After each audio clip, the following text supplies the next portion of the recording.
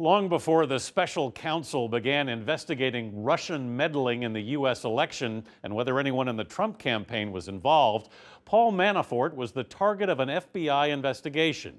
It included electronic surveillance of the one-time Trump campaign chairman. Here's Jeff Pegues.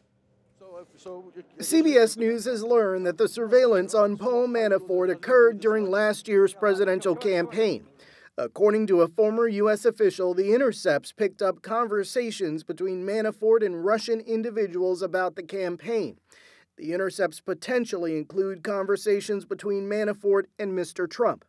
The recordings are now part of special counsel Robert Mueller's investigation, which appears to be intensely focused on Manafort. I answered questions and I've been dismissed. Just last week, Manafort's spokesman, Jason Maloney, appeared before a grand jury. In July, agents raided Manafort's condominium in Virginia by reportedly picking the locks to get in while he was asleep. How would you characterize what you see happening with Paul Manafort? Very aggressive. Peter Zeidenberg is a former federal prosecutor. He says investigators may be pressuring Manafort to give up information in exchange for leniency. What do prosecutors do to pressure someone to cooperate?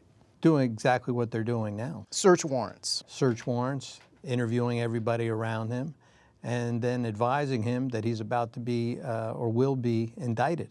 In a statement, a spokesman for Mr. Manafort called on the Department of Justice to, quote, release any intercepts involving him and any non-Americans, claiming that there is, quote, nothing there.